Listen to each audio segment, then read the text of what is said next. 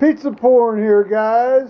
Pizza porn. Look at that. Piece of Donato's there. Going about ready to go into Paul's mouth. I got the munchies. I'm eating day old peas. Oh well, that's like the staff of life. Yeah. Indeed, it is.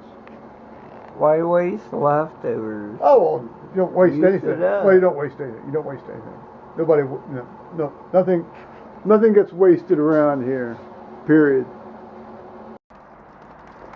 The great melt has started, guys. It's up to about like 45 here on Sunday, 8th of March, 2015.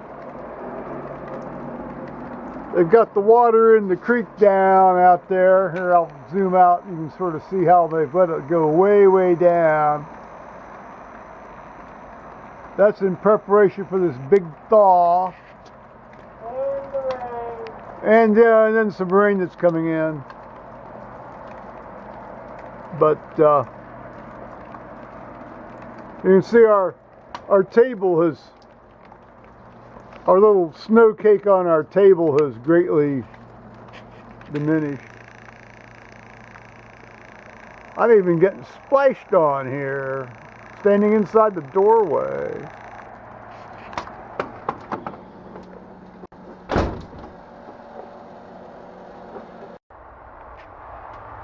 Here's a view out front. We got, of course, there's the porch. And you can sort of see down there at the end of the drive, we're starting to get more of a melt here. You can sort of look at the wheel tracks. Yeah. I went in and I sort of backed and filled there to back this truck out, to turn it around to go down the drive this morning when we went to church.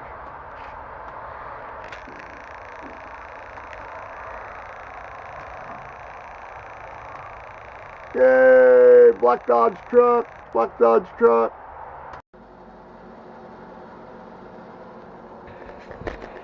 So, today, being a Sunday, March 8th, of course, we switched over to daylight savings time, a horrible, horrible innovation. That means it's about 1600 Eastern Daylight Time right now. Eastern Daylight Time.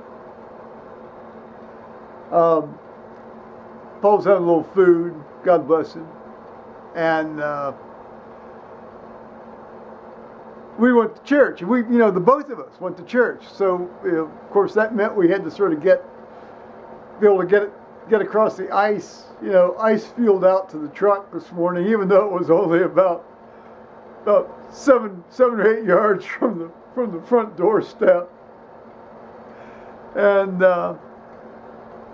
but everybody got in there with limbs intact, so that's good. Took a fair amount of kitty litter and care and to-ing and fro-ing, but we did it.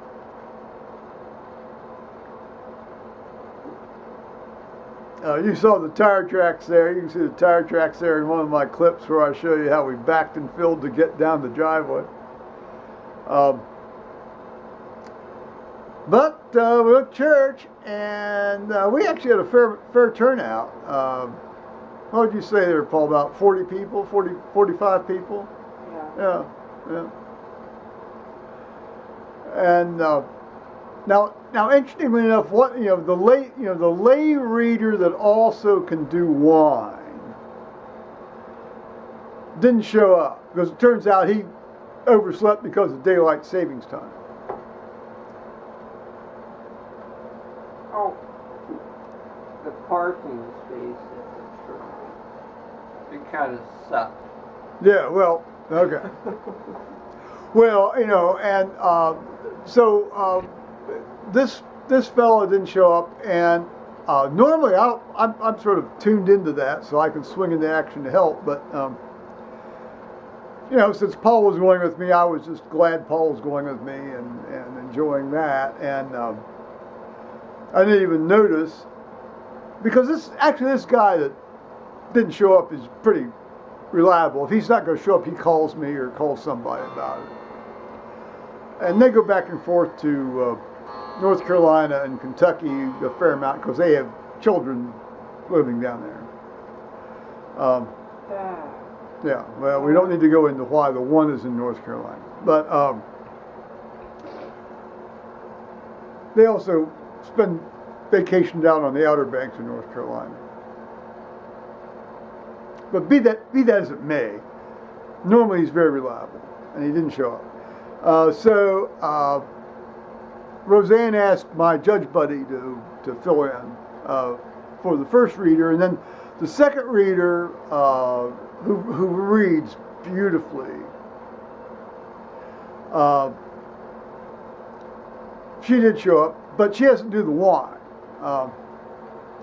As I've remarked before, she comes from a Roman Catholic background, and some of the folks that have lay read for us from the Roman Catholic background have problems, they can't get across that threshold of giving out sacraments, yeah. That's not a problem for a Protestant like me, but in any case, that's her situation.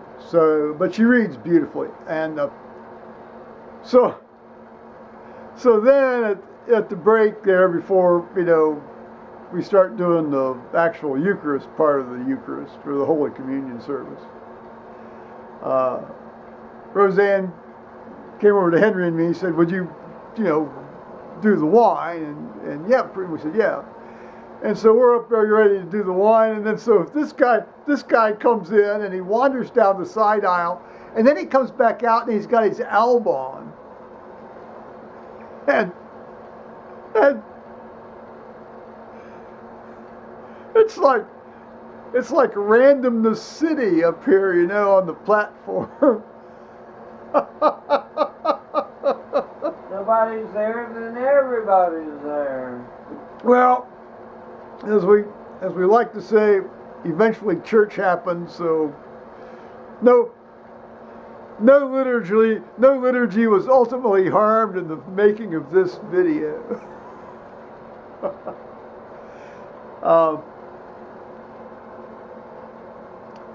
So that happens from time to time. It happens a lot in the summer because people go on vacation. It usually doesn't happen like this very much in the winter.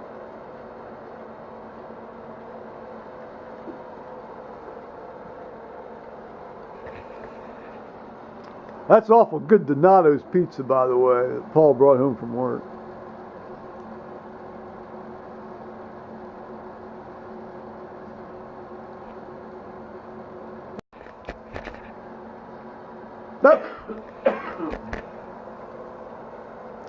So now Paul had on his big sort of walking boot today, and so when you trim the walking boot,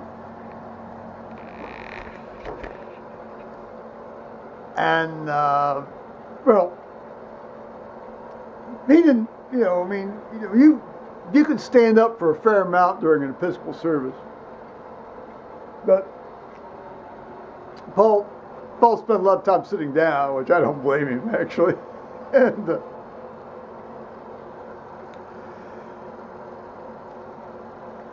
I will remark that our organist played this magnificent, really long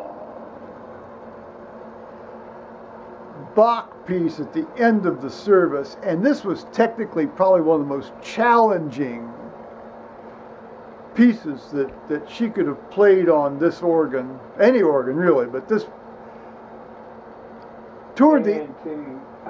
well, it's not that much of an antique actually, but anyway, but toward the end you've got about 5 independent melodic lines, but they're all reprises and recapitulations and innovations on previous melodic lines in this piece going on at the same time.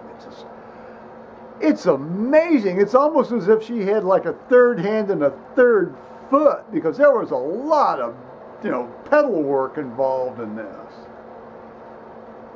Your organ guy was up there with. Well, he was turning the pages. Yeah, our other organist. No. Well, one of the other two organists we have in the church, he was up there as our page turner.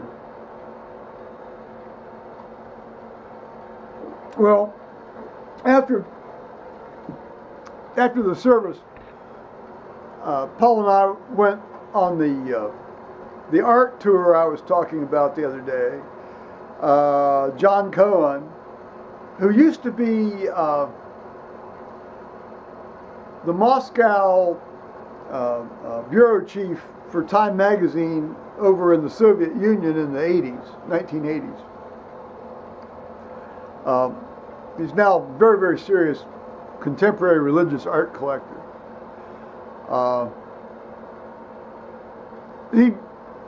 He gave a tour of his exhibition that's mounted in the nave called it's present at the crucifixion, and we actually had we had probably about 8 or 9 people do this. Now he does this every Sunday after the 10:30 service, and it's up until, it may be up until the end of the Easter season. It's up at least until Easter, but it may be up through the Easter season. Yeah, because they'll switch over. Well, I don't know if it's going to switch over. I mean, oftentimes, he doesn't mount these things. We don't have a continual display, but. Well, the crucifixion or stuff. All the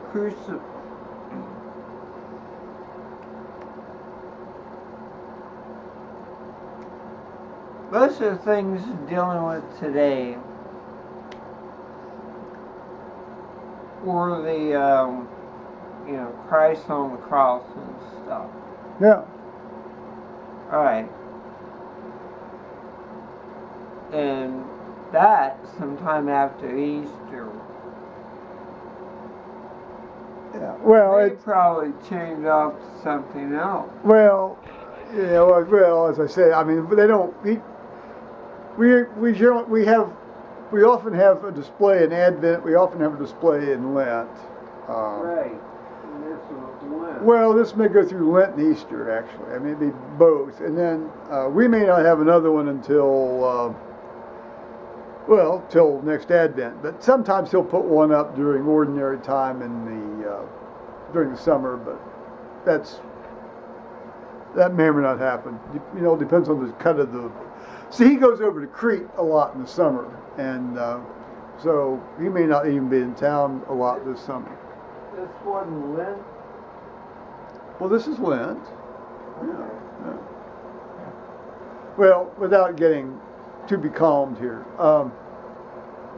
But it was great. I mean, and Roseanne gave this, magnificent sermon, and always scripturally based. I mean, I don't want to get going on that because I can't believe how much the diocese has screwed us on this.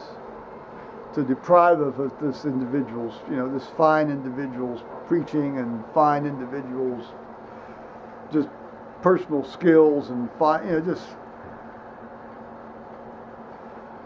it's like these ISIS people. They cut off heads over there because they can. The diocese screws us because it can. That's just all there is to it. Well, I'm going to say bye-bye YouTubers on that because it's been a great Sunday, and we're home safe by the grace of God, and we have food in our bellies and a roof over our head and clothes on our back, and that's pretty much all you can ask for, isn't it? Or as my son used to say, when he was about 4, he said, nothing else but what you can ask for. All right, bye-bye.